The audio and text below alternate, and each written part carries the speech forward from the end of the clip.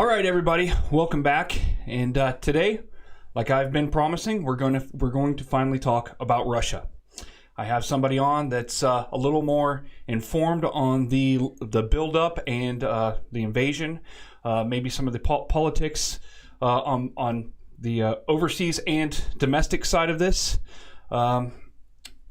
This is Chris. He runs his own YouTube channel, Missouri Outdoor and Survival. Is that right? Yeah. Missouri Survival and Outdoor. All right, and I'm gonna put a link in the description.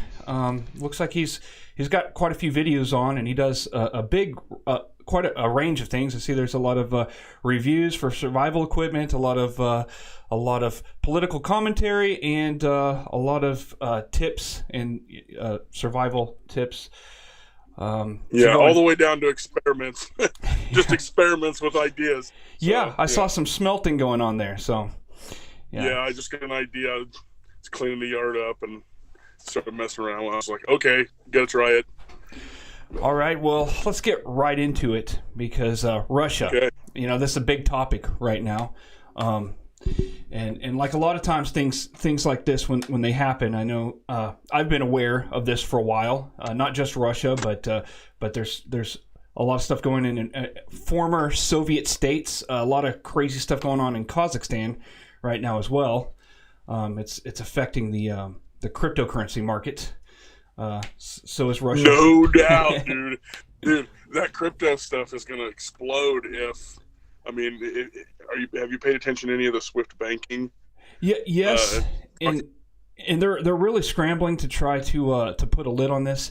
And the first time that Bitcoin exploded, it was a similar thing. It was a political coup in Zimbabwe, and all the rich people wanted to get their money out, but they were freezing their assets, so they couldn't. So they threw it all into Bitcoin. That's why Bitcoin went from like $500 to $25,000. And then when they got out of Zimbabwe, they took it all out. So it went back down to, to like 3,000. In another country, it escapes me, but another country adopted it as currency. Yeah. So it's. I forgot what country that is. I don't know why it's Argentina. I think it was Argentina. It's crazy because it's like some of the stuff going on right now. It's hard to imagine this stuff would have happened when we were younger. Like a lot of the crypto power is, they're China's trying to. They can't control the people if the people have control over their own assets. So they've really been cracking down on crypto. So a lot of it was underneath these dams in China for the cooling. And a lot of it's going to South America and being powered by volcanoes. So that's pretty cool. Dude, the thing about crypto, and I haven't really jumped into that as far as like buying. I should have like a decade ago. But now that it's so expensive, dude, I've kind of dumped all of my stuff into tangible assets of food and ammunition and crap like that. That's not a bad idea.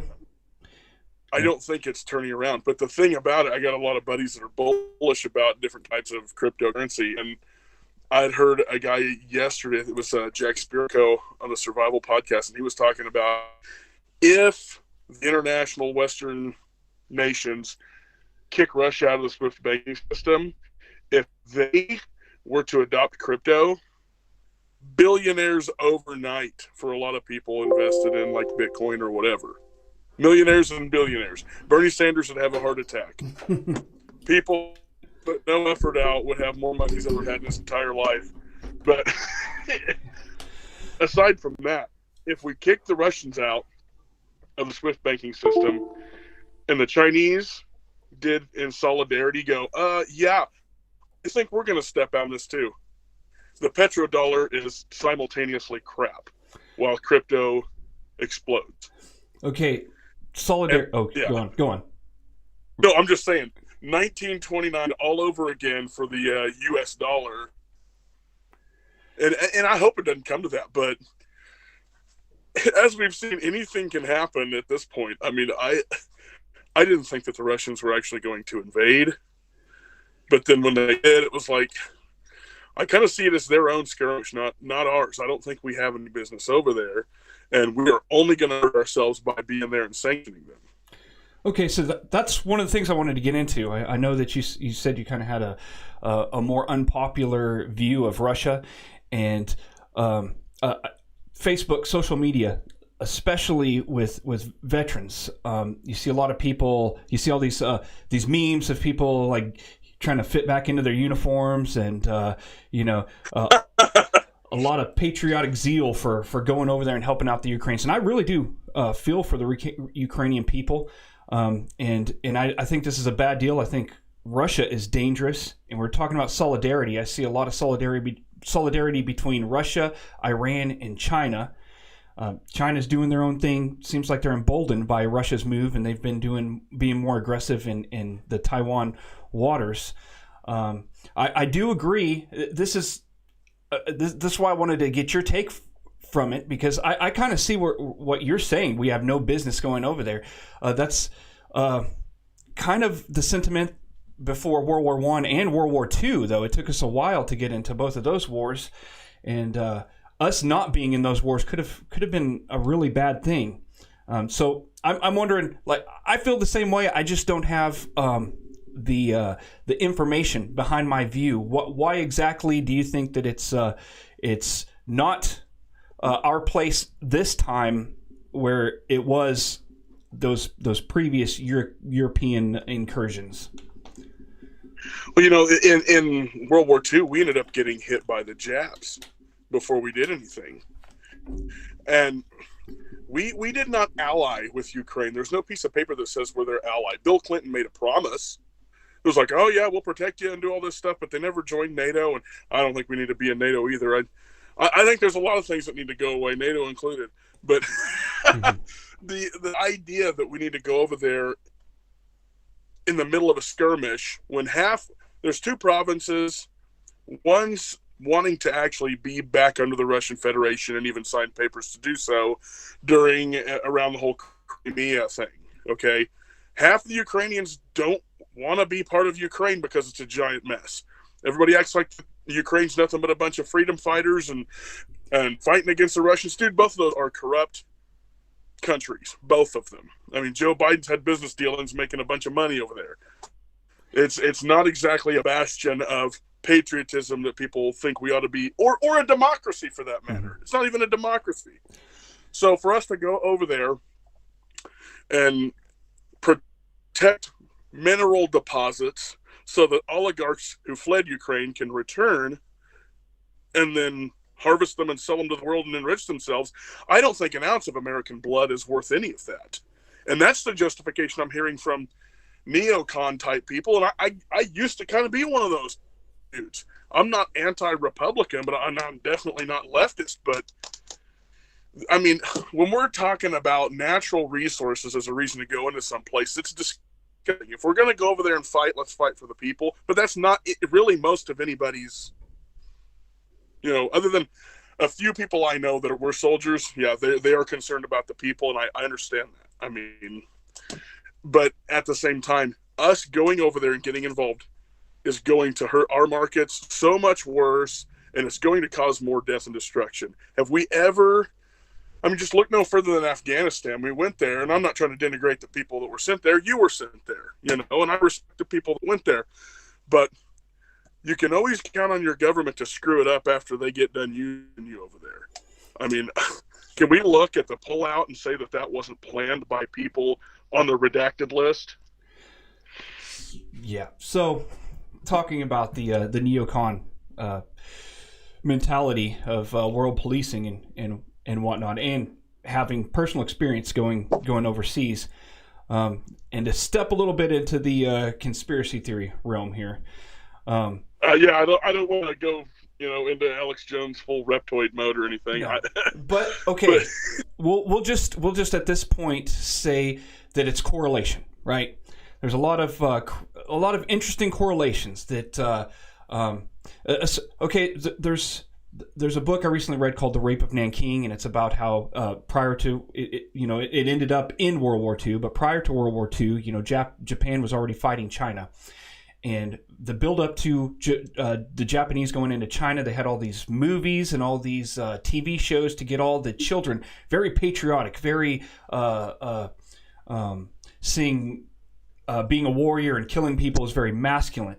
and they went into China and they did these. They used that even in the school systems and in the TV and in the all the entertainment. They used that to build up the zeal in the kids so that they would go through and just dominate the Chinese, which they did.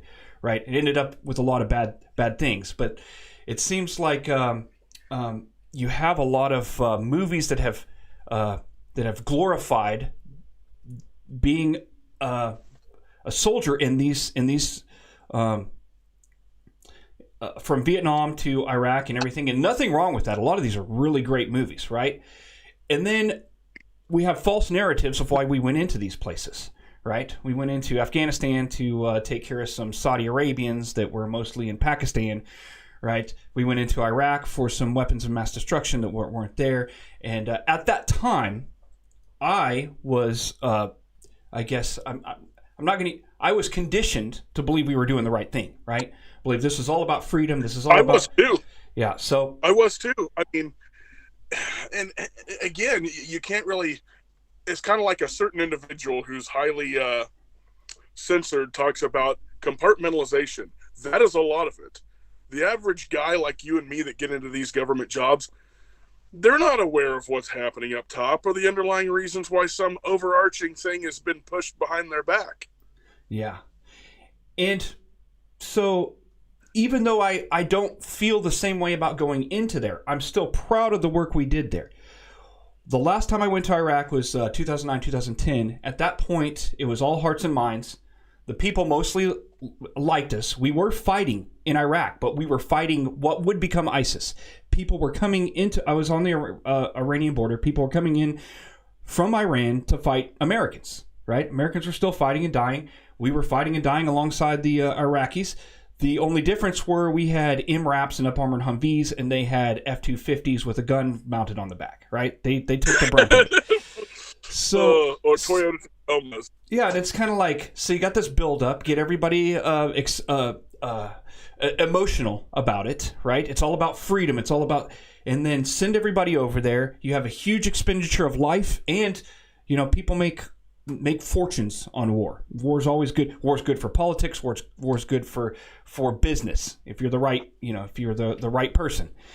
And then and then everything from Vietnam to Afghanistan, it's been horrible.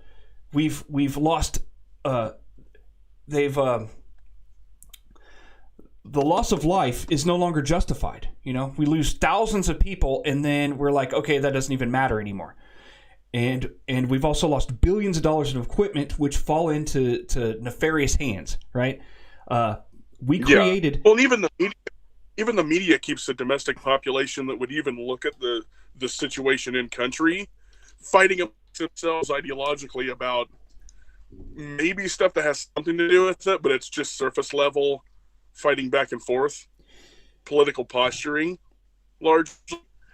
And the deal is that if you're concerned about people in a war zone, the people who have been traditionally turned against each other on the domestic side have got to figure out a way to unplug from the programming cable coming out of the TV telling them to fight with their neighbor about it. Yeah. If we're going to see it with any degree of accuracy. You and I used to have disagreements about it from different sides. I can't even look back and remember a single one of those arguments, but saying we were probably both being dumb about it. Maybe you knew more than I did at the time because you went in country and stuff like that. But either way, one of us was ideologically programmed through a damn TV. So, I'll try not to. Hey, I agree. It's maybe it's just maturity. I wouldn't say it is though, because I know a lot of people that are older than me that haven't matured in this area of being able to hold different opposing views, even views that we're emotionally invested in, and still being able to talk it out. Yeah. And this is an extreme example, right? I do not believe that the world is flat, but because of experiences I've had, I'm not going to say somebody believes the world's flat. Well, you're an idiot, right? I can't talk to you. Right? Okay, you believe the world's flat? Maybe you know something I don't know. Maybe I know something you don't know. We can talk about it. I'm not going to, if you present me overwhelming evidence that can't be picked apart, then I have no choice but to change my view, right? I would hope that would reciprocate, but there's there is too much ad hominem arguments, especially in our culture right now, right? You don't believe the way I do. I don't want to talk to you. You're a bad person. Nothing you say is valid. So, yeah, it just short circuits the conversation. Yeah. But if we get back on I guess I could say the reasons I don't think going into Ukraine are a good idea. Again, it's largely not our business. Half the Ukrainians don't want to be Ukrainians. They want to be an independent state under the umbrella of the Russian government. And Putin kind of threw him a bone and acted like he was saying that the other day. Oh, yeah, I recognize these as independent. So it was his way to kind of worm into the area a little bit. Okay, it doesn't justify things. Go ahead. That is something I wanted to hit on because this is the way I see it, right? Maybe I'm wrong. Maybe I'm blowing it out of proportion. But so what Putin did, I think, was genius, right? Whether you got these two breakaway entities, right? So he says, instead of saying, hey, we're going to take over your Ukraine, we're going to invade it, we're going to assert our authority over it, he takes these two groups and says, hey, the Ukrainians are having a revolt and they're suffering, and we're just going in to on a peacekeeping mission, right? So they're probably bigger than this, but say, and this is because of are you aware of the Washington prophecy? No. It's a little fringe. It's a little out there. I'm going to put a link in here, but it basically, one of Washington's aides said that when Washington went out to pray at the Briar Patch, the famous painting where he's kneeling down, he used to do that every morning at Valley Forge. The Americans were losing. He was losing heart. He came in, and there was an angel in his tent and gave him a prophecy that there would be three woes, right? It's a little out there. I'm just saying the first one he said would be America would face the first woe would be a foreign nation breaking away from a foreign nation, right? That they would win the Revolutionary War, and that apparently gave Washington the. It came to fruition. What's that? Yeah, that came to fruition. Yeah, It invigorated him, and he's like, okay, we're going to win. Valley Forge isn't the end, and they went on to win the war. The second one, brother would fight against brother.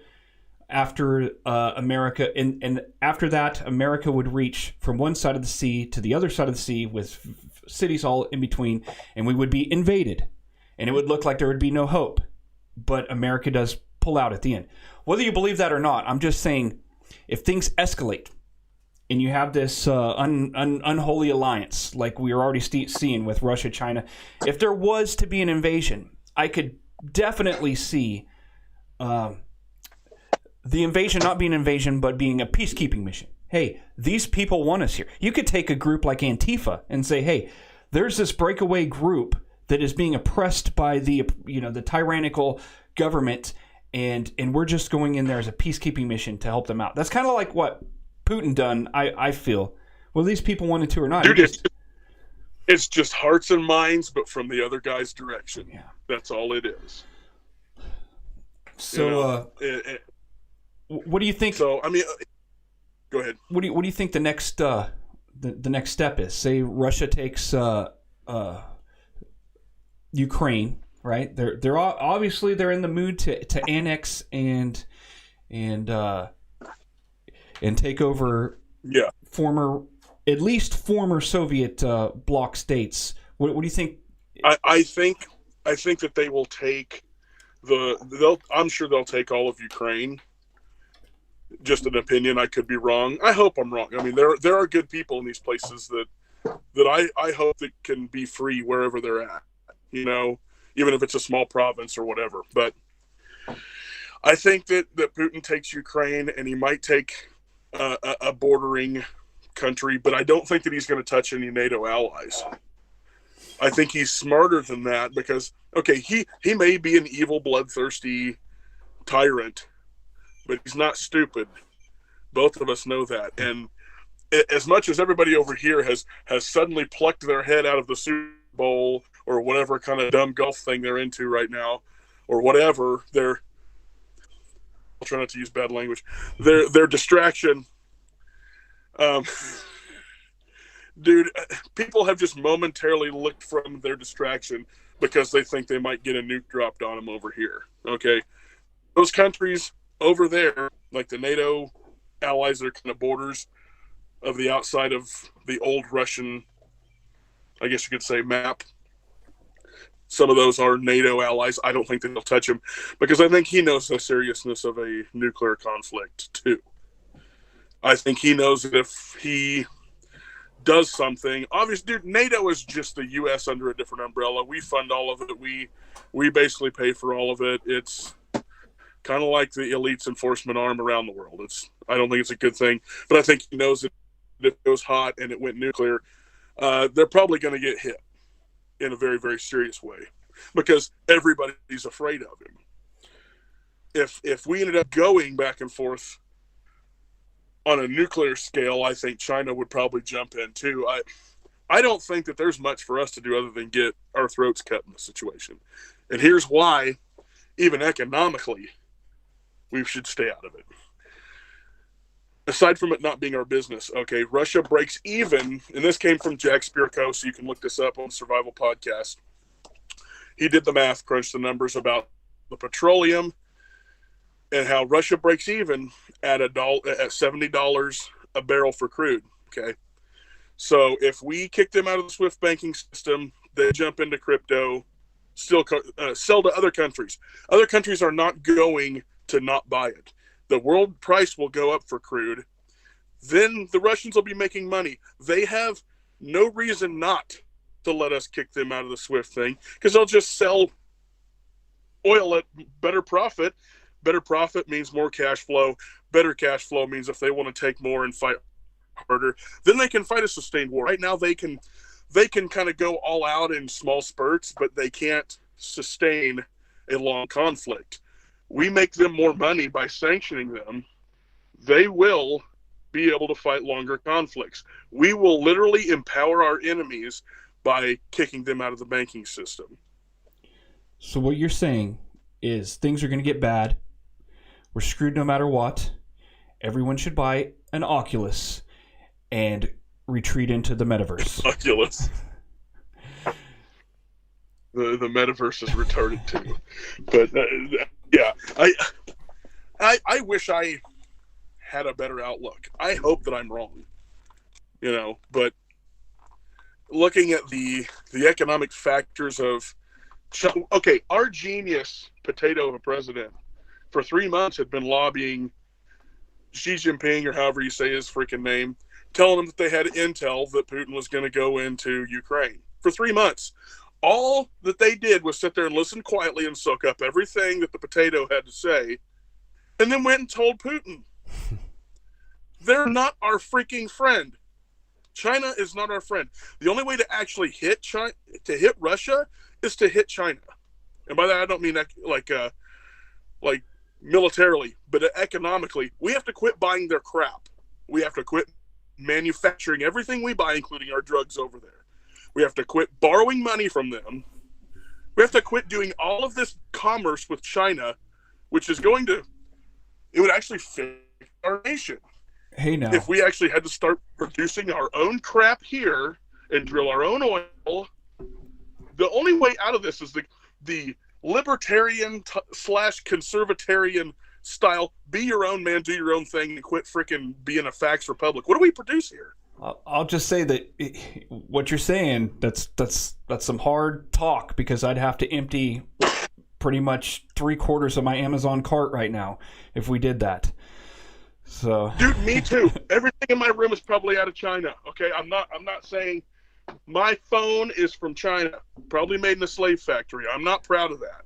Yeah. But we can't even get off of it until we start building factories to make our own stuff. I agree that a lot of the stuff with the reaction to the COVID thing, and especially with lack of job security because of the mandates, and it's forced me at least to reevaluate like a lot of when we say, you know, a lot of these mandates and your job being on the line, and a lot of the sometimes this is legitimate, but I've heard the excuse, I have to provide for my family. A lot of these people that have to provide for their family have no kids at home. Their kids are already off, you know, grown, their own people, right, responsible for themselves, and they have a house. Mostly, some of them have a house paid off. Travel. I'm talking people who are pretty much set for life. When they say I have to take care of my family, they're saying, "Hey, I got junk to buy. I got vacations to go on." Yeah. And it's made me think, man, there's a lot simpler way to live life, and we'd be a lot happier. You know, that's why even with, I mean, I had some. I'll say this. You can cut this out if you want. America has too many daiquiris, Nintendos, and jack-off magazines. That's the problem. We have our head in bread and circuses and things we want to buy. When you buy something on Amazon and then you get it in the mail, you get this like endorphin rush of, oh, I got this satisfaction. And in 2 weeks, it's that might have fell behind the couch. Yeah. Dude, it is a chemical addiction for people to buy crap on Amazon. And I buy it too. I'm not excluding myself from it, but until we become a country that manufactures our own crap, we're going to be dependent on people that don't like us.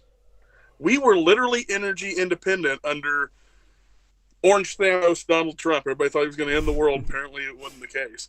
You know, we actually didn't have to get any oil from Russia.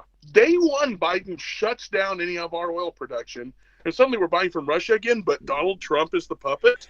You know what's interesting? So, where my wife works, she's not in control of what people watch if she doesn't get there first, right? So she's been forced to watch, the cackling hens on The View.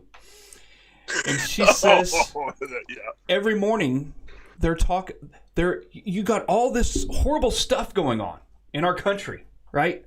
All these horrible policies, failed policies, everything from letting Americans die in Afghanistan to gas going up and what's coming with the repercussions. We haven't even faced the repercussions of this whole Russia move, right? And all they have to talk about is ourselves. Yeah, all they have to talk about is Donald Trump. Okay, whether you like him, you hate him, whether you want him to be president again, whether you don't.